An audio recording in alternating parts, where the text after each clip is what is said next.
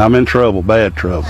Smith's 200 acres need 20 pickers, mostly Mexican nationals. There is not enough documented people here to supply that workforce. Most of your workers are here illegally. But sure, if they got documentation, they got a better job than working for me. Fernando Aldeman, a Mexican national, has worked Smith's farm since 1992. Everybody's just scared. Yeah. Now, are you here legally? No. No. So, are you scared? Yeah, I'm scared. I'm scared, you know. Smith's pickers make about $100 a day. He supports immigration laws, just not this one that threatens his third-generation family farm. You want to get rid of illegal immigrants, quit eating. And that's for everybody. That's, nationwide. You can't just say, hey, I'm going to get rid of these people, and then look at the farmers that are left without workers. So first, immigrants are taking your jobs. Now they're not there to work for you.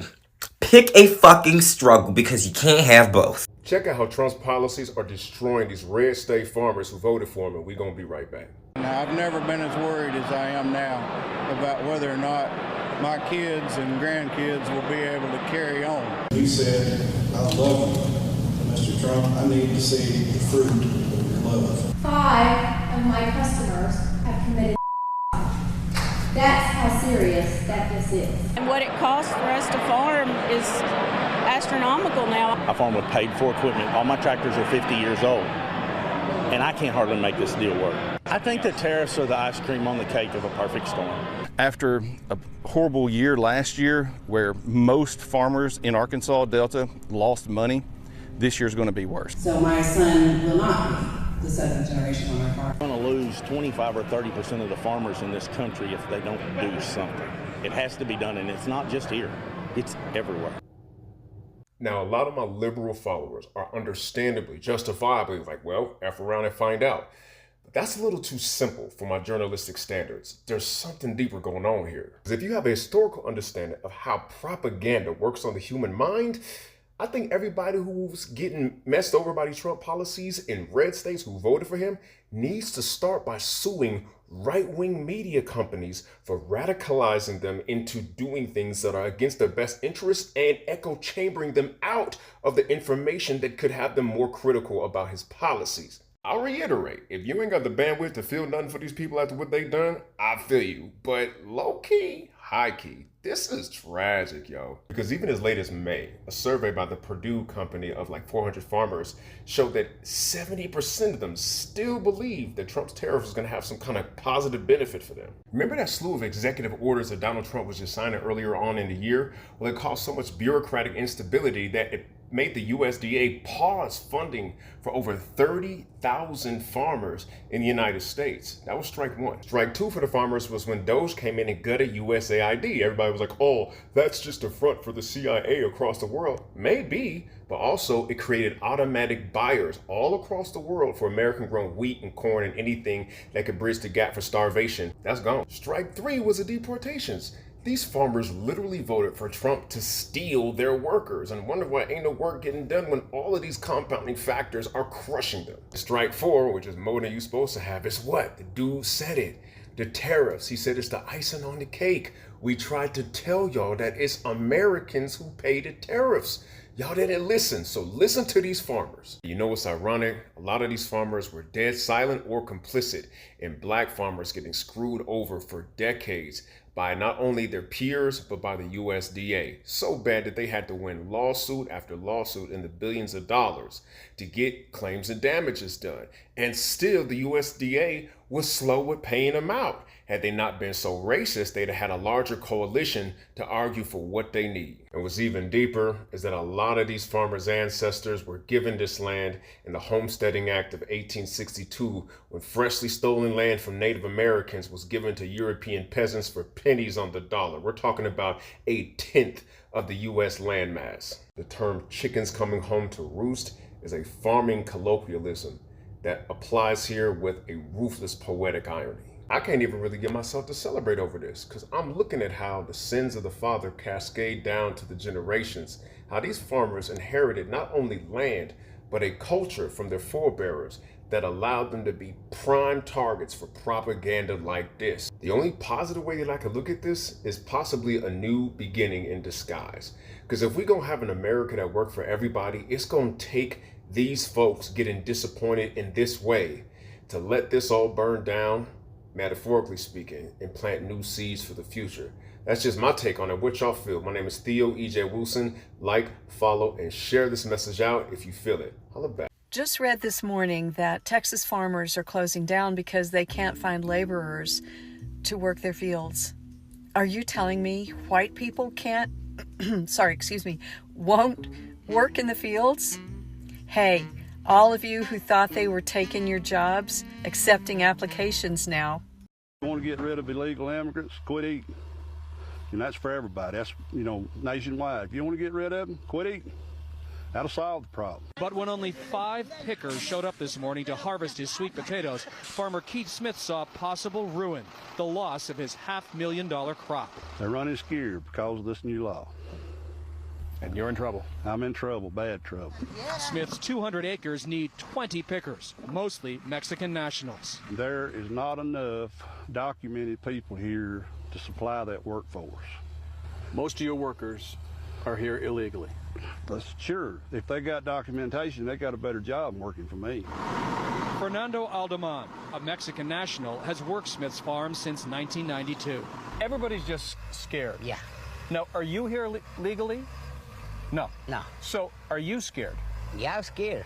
I'm scared, Smith's pickers make about $100 a day. He supports immigration laws, just not this one that threatens his 3rd generation.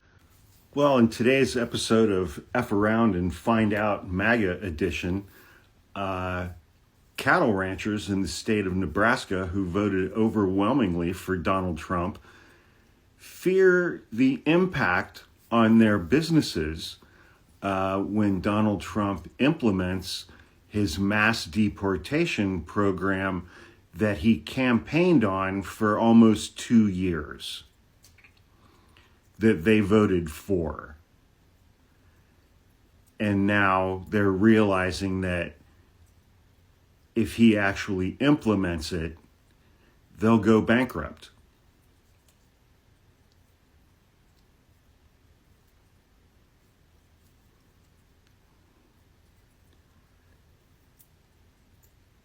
He told you for almost 2 years that he was going to deport 20 million Hispanic, Latino, undocumented immigrants living and working in the United States.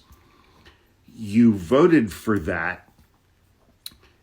And as cattle ranchers in the state of Nebraska, your business and your profitability depends and relies on undocumented immigrant workers who are now going to be deported by the guy that you voted for who said he was going to do that.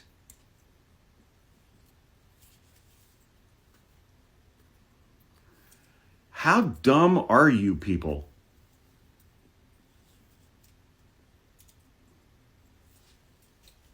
What happens when a policy you strongly supported suddenly affects your own business?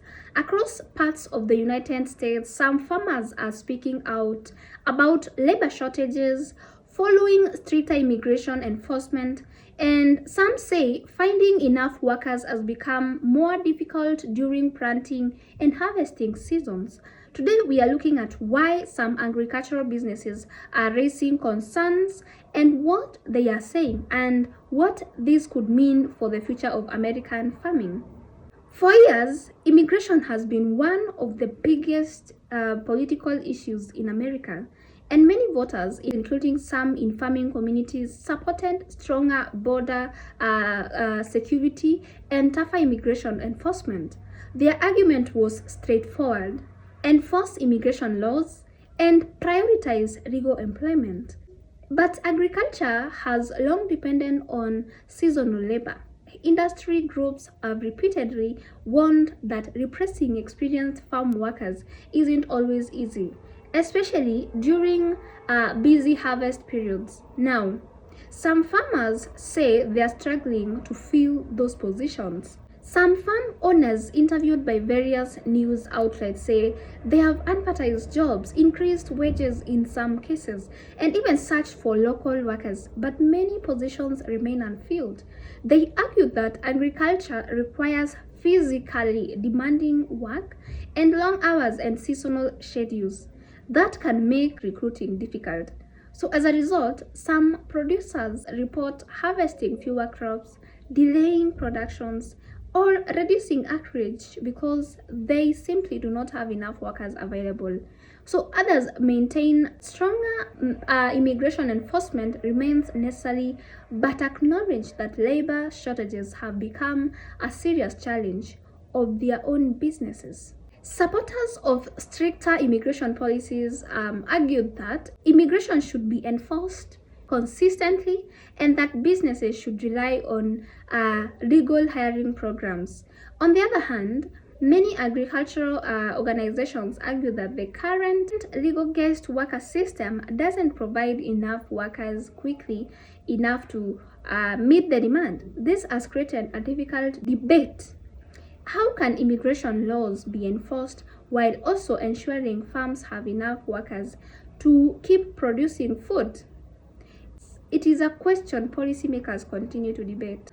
So labor shortages don't affect only farmers. So when crops harvested on time, businesses throughout the supply chain can also feel the impact, from food processors to transportation companies and grocery stores. And some economists argue that the persistent labor shortages can increase production costs, while others believe businesses will gradually adapt through higher wages, new technology, and also mechanization. Exactly how industry evolves remains uncertain. This story highlights how complex immigration and labor policies can be. Different communities often experience the effects in different ways, and finding solution isn't always simple. What do you guys think? Should America expand legal farm workers programs, invest more in automation, or continue prioritizing stronger immigration enforcement?